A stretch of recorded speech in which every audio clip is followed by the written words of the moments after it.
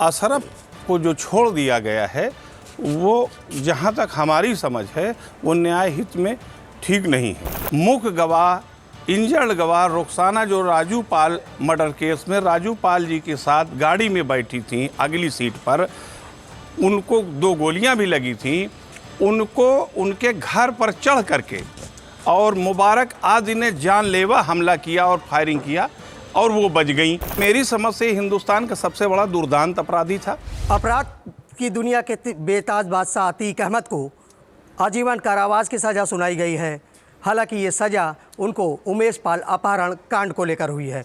इसकी खुशी अतीक अहमद से 18 साल से लड़ाई लड़ रहे बहुत लोगों से है, उन्हीं में शामिल है सादिक मियाँ। सादिक मियाँ वो शख्स है जो राजू पाल हत्याकांड के मुख्य गवाह है और 18 सालों से राजू पाल के हत्यारों को यानी अतीक अहमद अशरफ को सज़ा दिलाने की लड़ाई लड़ रहे हैं। लेकिन उमेश पाल मर्डर केस यानी मर्डर केस या अपहरण केस की बात करेंगे तो उसमें सज़ा सुनाई गई। कितनी खुशी की बात है ये, उमेश पाल के अपहरण मामले में सज़ा सुनाई गई है। जी, सबसे पहले तो मैं न्यायमूर्ति को धन्यवाद देना चाहता हूं कि जो भी फैसला उन्होंने किया है बहुत ही बेहतर किया है। लेकिन साथ ही साथ अशरफ को जो छोड़ दिया गया है वो जहां तक हमारी समझ है वो न्याय हित में ठीक नहीं है, क्योंकि उसका छूट जाना जितने गवाह हैं सब डरे हुए हैं और भयभीत हैं कि अतीक से कहीं ज़्यादा खूंखार अशरफ है और अशरफ का छूट जाना लोगों के मन में भय है। यहाँ एक तरफ ये है कि अतीक को सज़ा मिली है तो लोगों में न्याय के प्रति एक जागरूकता जागी है कि नहीं, न्याय है अभी और न्याय पीड़ित लोगों को मिलेगा। लेकिन अशरफ का छूट जाना मेरी समझ से बेहतर नहीं हुआ है, क्योंकि उसके तमाम गुर्गे घूम रहे हैं। जैसा कि उसका शार्प शूटर मुबारक बक्सीमोड़ा थाना करैली का रहने वाला है और अभी 4-5 वर्ष पहले मुख्य गवाह इंजर्ड गवाह रुखसाना जो राजू पाल मर्डर केस में राजू पाल जी के साथ गाड़ी में बैठी थी अगली सीट पर, उनको 2 गोलियां भी लगी थी, उनको उनके घर पर चढ़ करके और मुबारक आदि ने जानलेवा हमला किया और फायरिंग किया और वो बच गई किसी तरह से, जिसका मुकदमा थाना करैली में पंजीकृत है और अदालत में विचाराधीन है।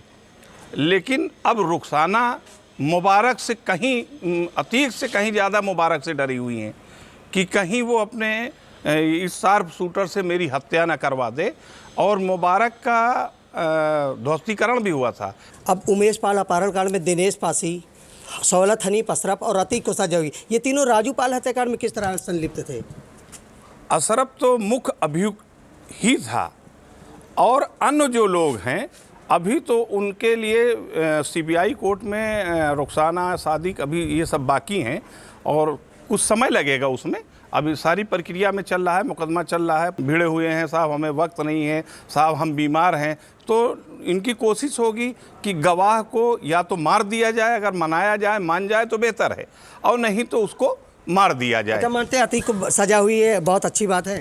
जी, कितना दुर्दांत अपराधी मानते हैं ये मैं तो समझता हूँ कि हिंदुस्तान में, मेरी समझ से हिंदुस्तान का सबसे बड़ा दुर्दांत अपराधी था और इसको सज़ा मिलने पे सभी जितने भी नागरिक हैं यहाँ जिला में, पूरे प्रदेश में, सभी शायद बहुत ही खुश होंगे कि अब ये दुर्दांत को आज जो है पहली बार न्याय हुआ है और न्याय ने जो फैसला किया है वो बहुत ही अच्छा किया है। मैं न्यायपालिका को धन्यवाद देता हूँ। ये थे हमारे साथ सादिक मियाँ। सादिक मियाँ वो है जो राजू पाल हत्याकांड के मुख्य गवाह है और आज उमेश पाल अपहरण कांड में अतीक अहमद को दोषी करार दिया गया है, तो इस बात की इनमें खुशी है। लेकिन इनका ये भी कहना है कि अतीक पाल से जुड़े हुए सारे गैंग को भी सज़ा दिलानी चाहिए ताकि बचे हुए जो गवाह हैं उनके भी जान माल की सुरक्षा की जा सके। आनंद राज, यूपी तक, प्रयागराज।